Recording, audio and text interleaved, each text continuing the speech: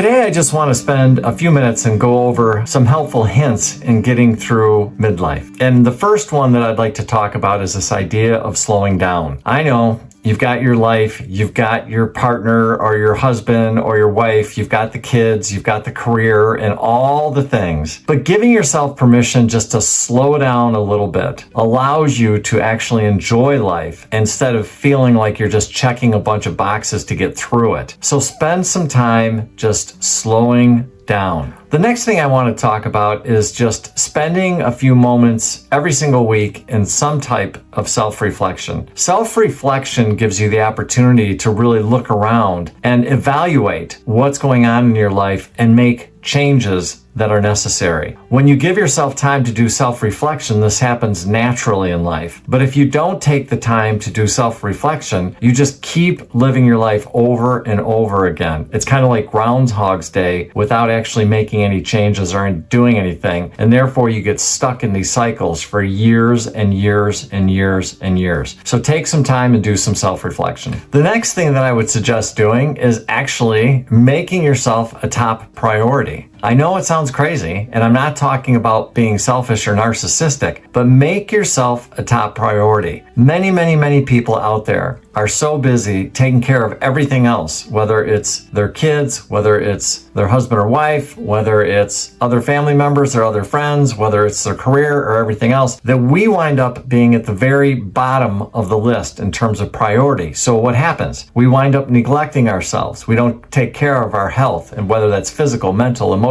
or spiritual. And as a result of that, we wind up suffering in those areas. Whereas if we just made ourselves a priority, that way, whenever we're needed, whenever we need to show up for somebody, we can feel good about ourselves so that we're able to give back to these people fully without feeling depleted and resenting actually helping others. So again, take some time, make yourself a priority to take care of yourself. The next thing that I would suggest doing is give yourself permission to make any adjustments that you need to make. When you actually take the time to do some self-reflection, then you're also going to find areas in your life that you are really happy about, and you're also going to find other areas in your life that you may want to change, whether you add something or whether you want to quit doing something. But give yourself permission to do that. So in other words, you're able to make changes in your life, and that's perfectly normal. Even if you originally thought, hey, I would really like to do this, but then all of a sudden whatever it is isn't working. So then what you do is you just make those changes, whether you quit doing something or you add something that you've really wanted to add to what you're currently doing. For example, right now with me, I'm going back and actually starting to play the guitar again, which is something I haven't done for the past 30 years, and I'm loving it. It's just fantastic. So by taking some time and really doing that self-reflection, I realized I really miss music, and I really want to have that be a big part of my life. So I'm taking the time to do that. Another thing to consider doing is, and it sounds so simple, but spend time